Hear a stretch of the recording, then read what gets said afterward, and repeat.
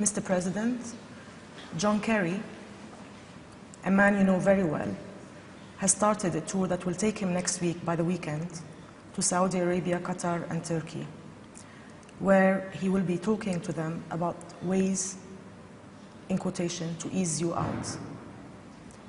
In London and Berlin earlier this week, he said that President Assad must go. And he also said that one of his first moves is to draft diplomatic proposals to persuade you to give up power. Would you invite him to Damascus for talks? What would you say to him? What is your message to him now, given what he said this week and what he plans to say to his allies when he visits them over the weekend? And if possible, from your knowledge of him, how would you describe Kerry from your knowledge of him in the past? I'd rather describe policies rather than describing people. So it's still early to judge him. It's only a few weeks since he became minister.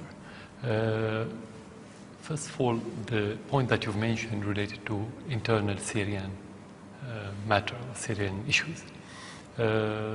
Any Syrian subject wouldn't be raised with any foreigners. We only discuss it with Syrian within Syria. So we're not going to discuss with anyone who's coming from abroad internal matters. We have friends. We discuss our issues with the friends. We listen to their advice, but at the end, it's our decision as Syrian to make what's good for our country.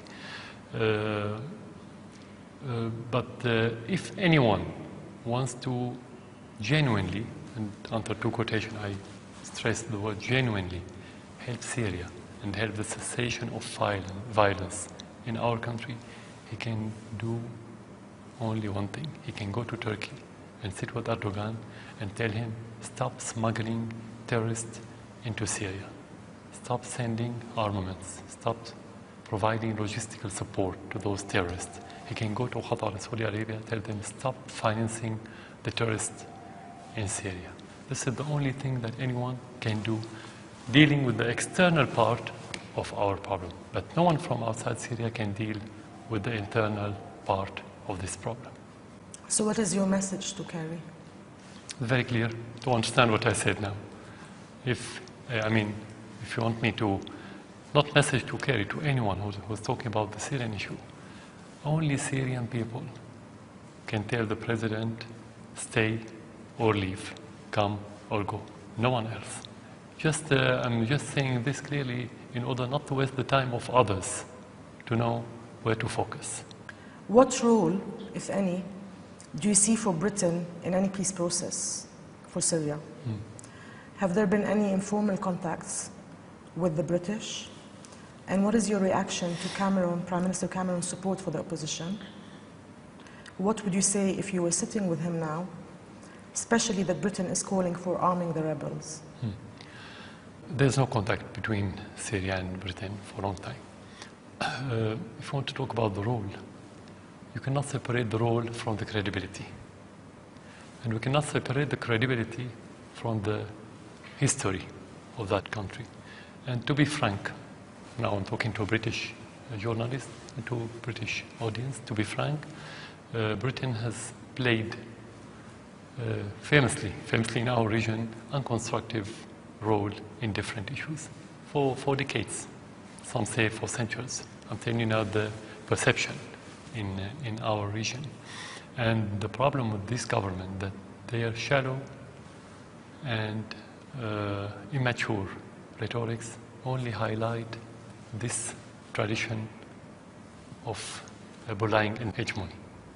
I'm being frank with you. How can we expect to ask Britain to play a role while it's determined to militarize the problem?